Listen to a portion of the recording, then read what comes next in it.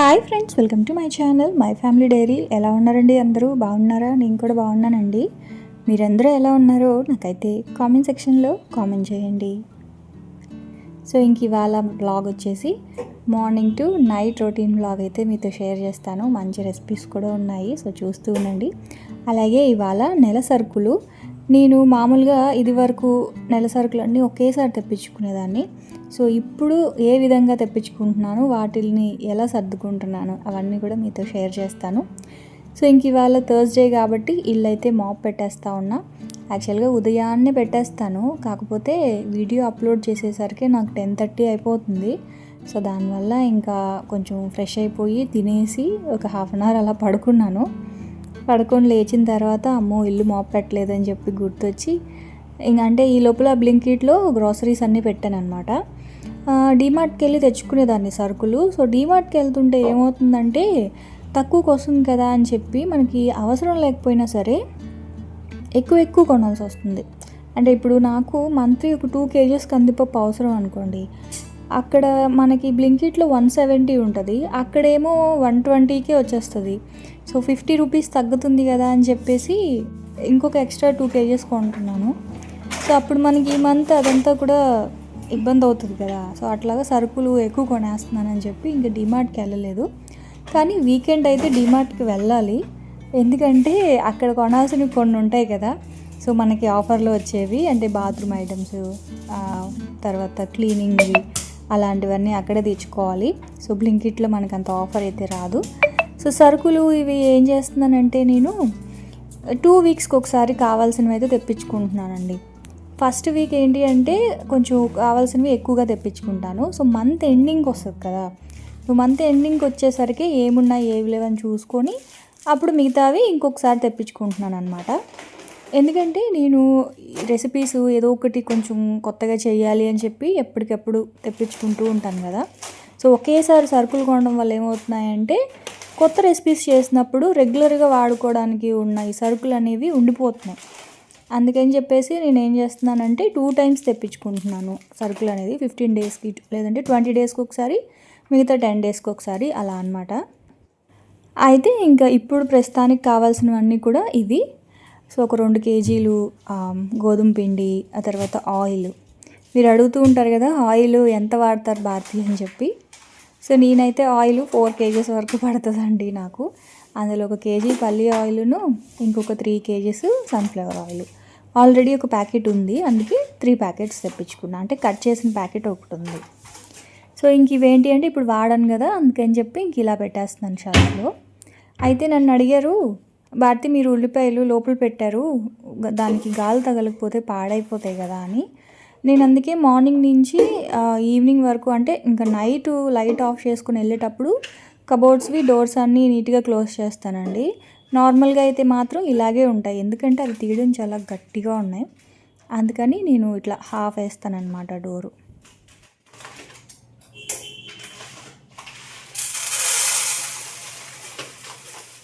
టాటా సంపన్ వాళ్ళది కందిపప్పు అవి చాలా బాగున్నాయండి, అందుకే అవే తెప్పించుకుంటున్నాను. కాకపోతే అందులో అన్నీ లేవు, మినపప్పు లేదు. అందుకని చెప్పి నేను ఎప్పుడు తెప్పించుకునేలాగానే డబల్ హార్స్ మినపగుళ్ళు అయితే తెప్పించుకుంటాను. ఇది కొంచెం ఒదుగు బాగా వస్తుంది. సో ఇంకా పల్లీలు, మరి ఇది బ్లింకిట్ వాళ్ళ బ్రాండ్ అనుకుంటా.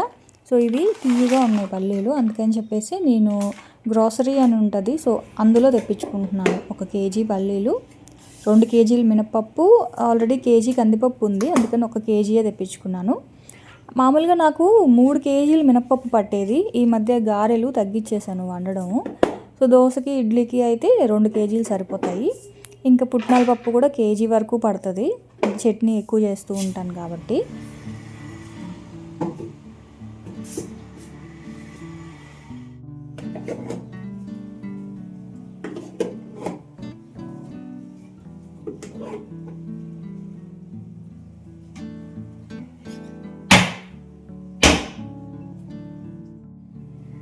ఇంకా సరుకులు అయితే సర్దేశాను. ఇవి వచ్చేసి డ్రై ఫ్రూట్స్ పిల్లల కోసం తెప్పించాను. కొన్నే తెప్పించాను, ఎక్కువ తెప్పించలేదు. జీడిపప్పు మాత్రం ఇష్టంగా తింటారు కాబట్టి అది ఒక 1/2 kg తెప్పించాను. ఇంకా బాదము, తర్వాత పంకిన్ సీడ్స్, తర్వాత కిస్మిస్, ఖర్జూరము ఇవన్నీ మిల్క్ షేక్ అడిగారనమాట. చిన్నోడు ఏంటంటే మిల్క్ షేక్ కావాలమ్మా నాకు, ఉత్తి పాలు నేను తాగను అని చెప్పేసి అడిగాడు. సరే ప్రతిరోజు మార్నింగ్ ఒక గ్లాసు మిల్క్ షేక్ కావాలంట వాడికి. అందుకని చెప్పేసి ఫస్ట్ వాళ్ళు తాగుతారా లేదా చూసి తర్వాత ఎక్కువ తెప్పిద్దాంలే అని చెప్పేసి అన్నీ కొంచెం కొంచెం ఆర్డర్ చేశాను. పంకిన్ సీడ్స్ నేను 1/2 kg అనుకున్నాను, కానీ అది 100 గ్రామ్సే వచ్చింది. 70 రూపీస్ అండి పంకిన్ సీడ్స్. తర్వాత అవిసె గింజలు మాత్రం నేను నా కోసం తెప్పించుకున్నాను, హెయిర్ జెల్ కోసం అని తెప్పించుకున్నా. ఇది కూడా 100 గ్రామ్స్ 22 రూపీస్కే వచ్చింది. ఆ తర్వాత నెయ్యి, ఇది మాత్రం నాకు 290 రూపీస్కి వచ్చింది 1/2 లీటరు.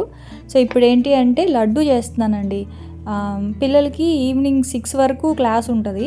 సో ఈవినింగ్ వరకు కూడా ఏదో ఒక బ్రేక్ పెట్టమని అడుగుతున్నారు. సో అందుకని చెప్పేసి రాగి లడ్డు అయితే చేశాను.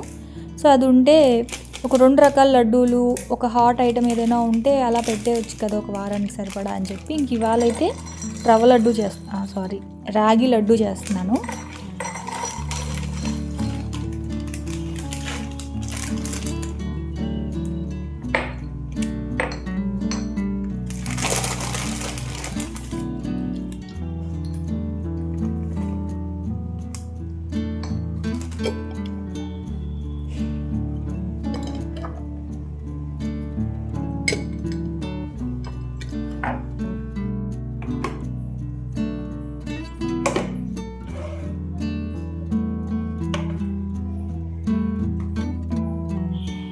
ఇంక ఇవి మొన్న తెప్పించా కదా మీషోలో ఈ బాటిల్స్, వీటి కోసమే అనమాట, డ్రై ఫ్రూట్స్కి వాటి కోసం తెప్పించాను. సో అవైతే ఇలా పెట్టేశాను.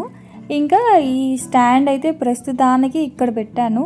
యాక్చువల్గా నేనైతే దీన్ని స్టవ్ దగ్గర పెట్టుకుందాం అనుకున్నాను, ప్రస్తుతానికైతే ఇక్కడ ఉంచాను అనమాట.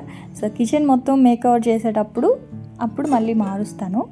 సో సరుకులన్నీ కూడా ఎక్కడక్కడ సర్దేశాను. అయితే దోశకి ఇడ్లీకి బియ్యం నానబెట్టానండి. ఇది వచ్చేసి ఇడ్లీ రైసు, అంటే ఉప్పుడు బియ్యం అనమాట. అది వచ్చేసి రేషన్ బియ్యంతో వేసుకుంటే దోశలు కొంచెం బాగా వస్తాయి, క్రిస్పీగా, పేపర్ దోశలాగా కూడా వస్తాయి.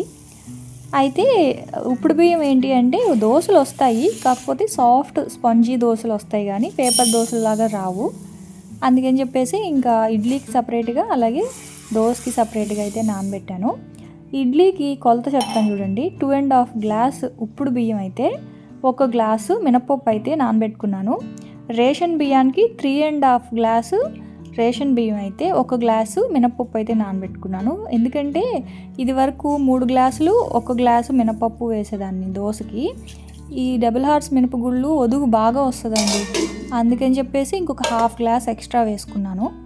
సో ఇంక ఇక్కడేమో 1 స్పూన్ మెంతులు, ఇడ్లీలో వచ్చేసి 1 పావు స్పూన్ మెంతులు వేసుకొని నానబెట్టి పక్కన పెట్టేశాను. అంటే మినపప్పు లేదని చెప్పేసి ఇప్పుడు నానబెట్టాను. ముందైతే బియ్యం నానబెట్టేసుకున్నాను. ఇంక ఇప్పుడు ఈవినింగ్ అయింది కదా, రుబ్బుకునేసరికి 8 ఆ టైంకి కనుక రుబ్బుకుంటే బాగా నానిపోతుంది అనమాట. ఇంక ఇదేంటి అంటే జీడిపప్పుని కొంచెం బరకగా పౌడర్ చేసుకున్నాను. ఎందుకు అంటే రాగి లడ్డులో నువ్వులు వేసుకోవచ్చు, ఆ తర్వాత పల్లీలు వేసుకోవచ్చు, కొబ్బరి వేసుకోవచ్చు. కాకపోతే ఇంక ఇవాళ అవన్నీ కాకుండా ప్లెయిన్ రాగి పిండి అలాగే జీడిపప్పుతోటి చేస్తున్నాను. దీనికి నెయ్యి మాత్రం కొంచెం ఎక్కువ పడుతుందండి. సో ఫస్ట్ అయితే నేను ఒక 150 గ్రామ్స్ నెయ్యి అయితే వేసుకున్నాను. సో నెయ్యి వేసుకున్న తర్వాత అందులో ఫస్ట్ జీడిపప్పు అంటే కొంచెం బరకగా పౌడర్ చేసుకుంటే తినేటప్పుడు ఆ జీడిపప్పు పలుకులు తగులుతూ ఉంటే బాగుంటుంది కదా. సో మీరు కావాలి అనుకుంటే నువ్వులు, పల్లీలను కూడా ఇలాగే కొంచెం బరకగా పౌడర్ చేసి వేసుకోండి, అది కూడా బాగానే ఉంటుంది పల్లీలు కూడా. సో నేనైతే ప్రస్తుతానికి జీడిపప్పుతో చేశాను. సో ఇప్పుడు జీడిపప్పు కొంచెం వేగిన తర్వాత ఇది బయట నుంచి తెచ్చిన ప్యాకెటేనండి, అంటే ప్యాకెట్ పిండే, రాగి పిండి. మీరు కావాలి అనుకుంటే ఇంట్లో మంచిగా నానబెట్టి ఎండబెట్టి పౌడర్ చేసుకుంటాం కదా, సో అదైతే ఇంకా సాఫ్ట్గా వస్తాయి లడ్డూలు. కాకపోతే ఇంక ఇప్పుడు నాకు అంత ఆప్షన్ లేదు, అందుకని చెప్పి ఇంక ఇలా బయట నుంచి తెచ్చిన రాగి పిండినే వేసేసా మొత్తం 1/2 kg. సిమ్లో పెట్టుకొని మంచిగా ఇలా ఫ్రై చేసుకోవాలి. దీనికి కొంచెం నెయ్యి ఎక్కువే పడుతుంది. ఫస్ట్ నేను 150 గ్రామ్స్ వేసాను కదా, ఆ తర్వాత మళ్ళీ ఇంకో 50 గ్రామ్స్ వేసాను, ఆ తర్వాత మళ్ళీ ఇంకో 50 గ్రామ్స్ దాకా వేసాను అనమాట. సో చూపిస్తానులేండి. దీంట్లో ఒక చిన్న మిస్టేక్ అయ్యింది, సో మీరైతే ఆ మిస్టేక్ చేయొద్దు. ఆ మిస్టేక్ ఏంటో చెప్తాను. సో సిమ్లో పెట్టి ఆ రాగి పిండిని మంచిగా ఫ్రై చేసుకోవాలి, మంచి స్మెల్ వస్తుంది అది వేగిన తర్వాత. మీకు ఇంకా తెలియలేదు అనుకుంటే కొంచెం పిండిని నోట్లో వేసుకొని చూడండి. నవిలినప్పుడు పచ్చిగా కాకుండా మంచిగా కమ్మగా ఉంది అంటే మీకు వేగినట్లు అర్థం అనమాట. సో అదైతే అలా వేగుతూ ఉంటుంది. ఒకవైపు మనం పాకం అయితే రెడీ చేసుకుందాం. పాకం కాదు, యాక్చువల్గా బెల్లం కరిగించుకోవాలి అంతే. మీరు స్వీట్ బాగా తింటారు అనుకుంటే బెల్లము ఈక్వల్ క్వాంటిటీలో తీసుకోండి. అంటే రాగి పిండి ఎంత తీసుకుంటారో బెల్లం కూడా అంతే తీసుకోండి. అలా కాదు మేము కొంచెం తక్కువ తింటాము అనుకున్న వాళ్ళు ఒక 100 గ్రాములు తీసి పక్కన పెట్టేసి 400 గ్రామ్స్ అయితే తీసుకోండి. నేనైతే ఇప్పుడు అంచనాగా తీసుకున్నాను. కొంచెం అయితే తీసి పక్కన పెట్టి మిగతాదంతా కూడా ఇలా బౌల్లో వేసేసి పావు గ్లాస్ కన్నా ఎక్కువ, అర గ్లాస్ కన్నా తక్కువ వాటర్ అయితే వేసుకోండి. సో ఏంటి అంటే మనకి ఇది జస్ట్ ఆ బెల్లము కరిగితే చాలండి. వాటర్ కనుక ఎక్కువైందంటే ఏమవుతుందంటే రాగి పిండి ఉడికిపోతుంది. మనకి రాగి పిండి ఉడకకూడదు, జస్ట్ బైండింగ్కి కలపడానికి మాత్రమే బెల్లం కరిగించుకోవాలి తప్పనించి మనకి పాకము లేకపోతే ఎక్కువ వాటర్ వేసేసి ఉడకబెట్టడం అట్లా చేయకూడదనమాట. సో బెల్లం కరిగించడానికి మాత్రం నేను ఒక హాఫ్ గ్లాస్ అనుకోండి, హాఫ్ గ్లాస్ కన్నా కొంచెం తక్కువ వాటర్ అయితే వేసి బెల్లం అయితే కరిగించేసుకున్నాను. మీరు బెల్లంలో ఇలాచీ కూడా దంచి వేసుకోవచ్చు. నాకు ఎందుకో ఇలాచీ ఫ్లేవర్ నచ్చదు, అందుకే వేయను. సో ఇంకా స్టవ్ ఆపేయాలండి. బెల్లం కరిగించుకున్న వెంటనే రాగి పిండి కూడా బాగా వేగిపోయి ఉంటుంది కదా, వేగిన తర్వాత స్టవ్ ఆపిన తర్వాతనే ఈ పాకం ఉంది కదా, ఈ బెల్లం పాకం కొంచెం కొంచెం వేసుకుంటూ కలుపుకోవాలి. లూజ్ అయిపోద్దేమో అన్న టెన్షన్ అస్సలు వద్దండి.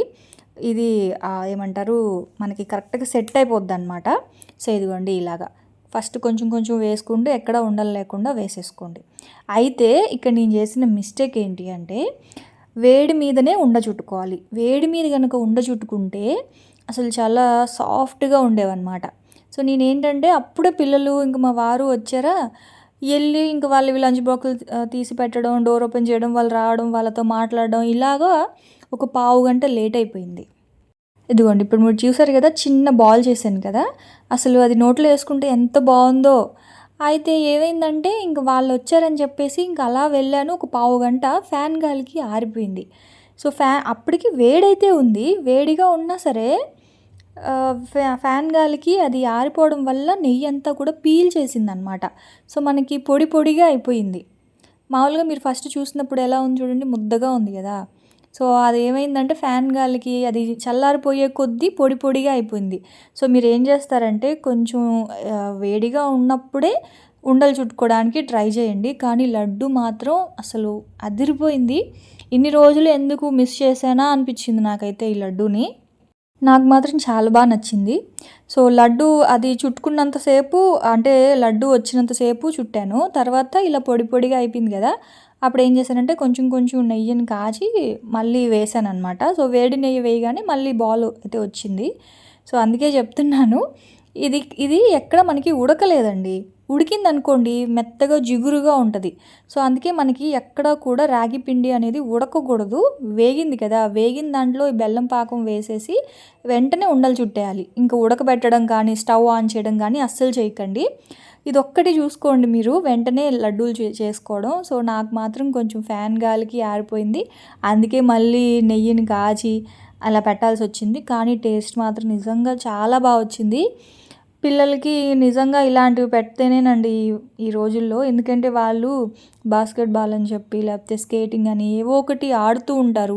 ఆడపిల్లలు అయితే ఎక్కువ బాగా డ్యాన్స్ చేస్తున్నారు, అంటే డ్యాన్స్ క్లాసులకి వెళ్తున్నారు. అన్నీ ఇంకా మగపిల్లలతో ఈక్వల్గా ఆడపిల్లలు కూడా అన్నీ నేర్చుకుంటున్నారు, అన్ని గేమ్స్లో అన్నిట్లో ఆడుతున్నారు. సో వాళ్ళకు కూడా ఏంటి అంటే ఇంకా ఈ మెన్సెస్ టైంలో ఇలాంటప్పుడు ఇవి కనుక పెడితే కొంచెం వెన్నుపూస కూడా బాగా స్ట్రాంగ్ అవుతుంది. అంటే ఆడపిల్లలే కాదు మగపిల్లలకు కూడా ఈ ఏజ్ నుంచి అండి, ఒక 11 నుంచి 16 ఇయర్స్ వరకు, ఈ 4-5 ఇయర్స్ కనుక వాళ్ళకి మంచి ఫుడ్, వెన్నుపూసకి కొంచెం బాగా బలం వచ్చే ఫుడ్ కనుక పెడితే ఫ్యూచర్లో కష్టపడాలి కదా, సో వాళ్ళకి కొంచెం బలం ఉంటుంది. నేనేంటి అంటే ఆ టైంలో అసలు సరిగా ఫుడ్ తీసుకోక అస్సలు నాకు వెన్నుపూస అసలు నిలబడదు తెలుసా ఎక్కువసేపు. అంటే మా అమ్మ ఆ టైంలో చేసి పెట్టింది పాపం, నేనే తినలేదు. ఇంకా ఆవిడ పెడితే ఎలా చేసేదాన్ని అంటే పెద్ద నోరు పెట్టి ఏడ్చేదాన్ని, నాకొద్దో అని ఏడ్చేదాన్ని. ఇప్పుడు తెలుస్తుంది ఆ బాధ ఏంటో. అంటే విష్ణు తినడు గదా! ఇంటికొకళ్ళుంటారు తినకుండా ఏడిపించేవాళ్ళు. సో, అలాగా నాకేంటంటే విష్ణువుని చూస్తే నన్ను నేను చూసుకున్నట్టే ఉంటది. చిన్నప్పుడు నేను మా నానమ్మని, మా అమ్మని ఎంత ఏడిపిచ్చానా అని చెప్పి పెద్ద నోరు పెట్టి ఏడ్చేదాన్ని. నాకొద్దు, నేను తాగను, నేను తినను అని చెప్పి. సేమ్ వాడు అలాగే చేస్తున్నాడిప్పుడు. ఇంకా ఇప్పుడు అందుకే నెమ్మదిగా వాడికి మంచితనంగా ఇలాంటివన్నీ కొంచెం అమ్మ చాలా బావుందమ్మా, అదమ్మా, ఇదమ్మా అని చెప్పి వాడిని కొంచెం బాగా పొగిడితే తింటాడనమాట. సో, నీకోసమే చేశాను నాన్న అది ఇది అని చెప్తే, సో, ఇంక వాడి కోసం ఇంక అట్లా పెద్దోడేం విసిగిచ్చడు. చిన్నోడే కొంచెం విసిగిస్తాడు. సో, ఇంక వాళ్ళైతే వచ్చారు. వాళ్ళకి ఇంక ఈవినింగ్ స్నాక్ ఏం చేయలేదు. అలాగే ఒక్కొక్క లడ్డు ఇచ్చేసాను. ఇంక వెంటనే వంట చేసేద్దాంలే అని చెప్పి నలుగురు 4 లడ్డూలు తినేసామనమాట. ఆ తర్వాత ఇంకా మా వారికి టీ పెట్టేసి ఇంక టీ తాగేసి దోసపిండి అయితే ఏసేస్తున్నాను. దోసపిండిలోకి అటుకులు అయిపోయాయండి. అటుకులు అయిపోయాయని చెప్పేసి ఇంక నేనేం చేశానంటే కొంచెం బియ్యపు పిండిలో వాటర్ కలిపి ఉడకబెడితే మనకి ఇలా ముద్దలాగా అవుతది కదా! సో, దీన్ని గనక మనం చల్లారబెట్టుకొని దోసపిండిలో ఏస్తే దోస చాలా ఎర్రగా వస్తది. ఇది వరకు కూడా నేను చాలా సార్లు చెప్పే ఉంటాను మీకు ఈ టిప్పు. సో, ఒకసారి ట్రై చేయండి. ఎందుకంటే వస్తాయి దోసలు ఎర్రగా సాఫ్ట్‌గా వస్తాయన్నమాట. సో, లాస్ట్‌లో అంటే బాగా మెదిగిపోవాలి. దోసపిండి బాగా మెదిగిపోయిన తర్వాత చల్లారబెట్టుకొని ఇది వేయాలన్నమాట. వేసేసి ఒక ఒక 5, 10 నిమిషాలు బాగా తిరిగిన తర్వాత పిండి తీసేసుకోవడమే. ఒకవైపు ఇంకా అలాగ ఒకవైపు పని చేసుకుంటున్నాను. ఇంకోవైపు వంట చేస్తున్నాను. ఇంకోవైపు పిండి తీస్తున్నాను. అలాగా అలా ఈవెన్‌గా అన్ని పనులు చేస్తా ఉన్నాననమాట. సో, ఆ దోస పిండి తీసేసుకున్నాను. ఇదొచ్చేసి ఇడ్లీ రుబ్బు. సో, మళ్ళీ మిక్స్ అయిపోతా అంటే కన్‌ఫ్యూజ్ అయిపోతానేమో అని చెప్పి అయినా కన్‌ఫ్యూజ్ ఏం లేదులెండి. దోస పిండి కొంచెం ఎక్కువ రుబ్బాను. ఇడ్లీ పిండి తక్కువ రుబ్బాననమాట. సో, ఇంకదైతే ఇడ్లీ పిండి కూడా ఏసేసాను గ్రైండర్‌లో. దాని మట్టుకు అది అవుతూ ఉంటది. ఇంక ఈ లోపల అన్నం పెట్టేద్దాం పిల్లలకి అని చెప్పి ఇంక ఇవాళ పెద్ద హడావిడి వంట అయితే ఏం లేదు. కానీ చాలా ఇష్టమైన వంట. ఏంటి అనుకుంటున్నారు కదా! ముద్దపప్పు, ఆవకాయి. ముందు రోజు ఈవినింగ్ చేసింది బంగాళదుంప, ఆహ్, క్యాబేజీ వేపుడుంది. సో, అందుకని చెప్పేసి ఇంకా తినేద్దాంలే అని చెప్పి అనుకుంటున్నాం అనమాట. సో, ఇదిగోండి ఇది కొంచెం బాగా పప్పు మెదిగిపోయిన తర్వాత పోపు పెట్టేసుకున్నాను ముద్దపప్పు. యాక్చువల్‌గా ముద్దపప్పు అంటే పెసరపప్పుతో చేస్తేనేనండి. ఆవకాయ వేడి కదా! సో, పెసరపప్పుతో తింటే ఏంటంటే మనకి బ్యాలెన్స్ అయిపోద్ది. కాకపోతే ఇంకా పెసరపప్పు నాకు గుర్తు రాలేదు. ఇంకా కందిపప్పుతోనే చేసేసాను. అంటే ఆవకాయ కాంబినేషన్ మాత్రం పెసరపప్పుతో తింటే ఏంటంటే కొంచెం వేడి చేయకుండా ఉంటదనమాట ముద్దపప్పు. సో, ఇంక ఇదిగోండి ఆవకాయి. సో, ఫ్రిడ్జ్‌లో పెట్టేసాను కదా! అందుకే కొంచెం ఆయిల్ అంతా ఇలా గట్టిగా అయిపోయింది. చాలా రోజులైపోయింది తిని ఆవకాయ అయితే. ఆహ్, లేనప్పుడు ఆవకాయ మీద తెగ క్రేవింగ్ ఉంటదండి. ఎవరైనా కొంచెం ఇస్తే బావుండు అని. మెయిన్‌గా రాజమండ్రిలో ఉన్నప్పుడు, రాజమండ్రిలో ఏంటంటే అందరూ ఆవకాయ ఇంట్లో పట్టుకుంటారు గదా! బయట ఎక్కడ అమ్మేవాళ్ళు గాదు. ఇంకా రాజమండ్రి నుంచి వైజాగ్ వచ్చి చాలామంది అమ్ముతారు. వారం వారం వచ్చి అమ్మేవాళ్ళు ఉన్నారు. కానీ రాజమండ్రిలో ఉన్నప్పుడు మాత్రం అసలు ఎక్కడ అమ్మేవాళ్ళు కాదు. ఇదేంట్రా బాబు రాజమండ్రిలో పచ్చళ్ళు ఫేమస్ అంటారు అమ్మట్లేదేంటా అని. తర్వాత అర్థమైంది ఏంటంటే అందరి ఇంట్లో అందరూ పెట్టుకుంటారు కాబట్టి అక్కడ పెట్టుకొని బయట పక్క ఊర్లకెళ్ళి అమ్ముతారంట ఆవకాయ పచ్చళ్ళు. అప్పుడు మాత్రం పచ్చడికి చాలా బాధపడేదాన్ని. సో, అందుకే నేర్చుకున్నాను ఆవకాయ పచ్చడి పెట్టడం అనేది. సో, ఇప్పుడు ఇంట్లో ఉంది కదా! ఎక్కువ తింటే మళ్ళీ వేడి చేస్తదని చెప్పేసి అసలు బయటే పెట్టను. బయట ఉంటే మా పిల్లలు అస్సలు ఊరుకోవట్లేదు. అందుకని ఫ్రిడ్జ్‌లో పెట్టేస్తాననమాట. వాళ్ళకి ఫ్రిడ్జ్‌లో ఉంటే వాళ్ళు చూసుకోరు. సో, అందుకని ఇవాళ అడిగారు. నాకు కూడా ఎందుకో తినాలనిపించి ఇంక ముద్దపప్పు, ఆవకాయి, పొటాటో ఫ్రై అనమాట. దాంట్లో కొంచెం నెయ్యి గాని నాకు మళ్ళీ మీతో చెప్తుంటే అది చూస్తుంటే నోట్లో నీళ్ళొస్తున్నాయండి. ఏవైనా ఆవకాయే. సో, కొంచెం తినే పిల్లలు కూడా ఎక్కువ తింటారు కదా! ఇలా ముద్దపప్పు, ఆవకాయ అయితే. కొంచెం నెయ్యి గాని లేదా పల్లి ఆయిలు, నువ్వుల నూనె ఏసుకొని తింటే చాలా బావుంటది. సో, ఇంక మా నైట్ డిన్నర్ అయితే మాత్రం అదే అనమాట. ఇంక పిల్లలతో పాటు నేను కూడా 2 ముద్దలు తినేసాను అలాగే. ఆ తర్వాత ఇంక ఇదిగోండి ఇడ్లీ పిండి కూడా అయిపోయింది. సో, ఇడ్లీ పిండి కూడా గిన్నెలోకి అయితే తీసేస్తా ఉన్నాను.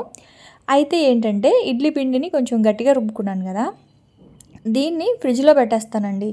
ఇడ్లీ పిండి మాత్రం. అంటే బయట ఫర్మెంట్ అవ్వనివ్వను. ఎందుకంటే 2 డేస్ దోసలే ఏస్తాను.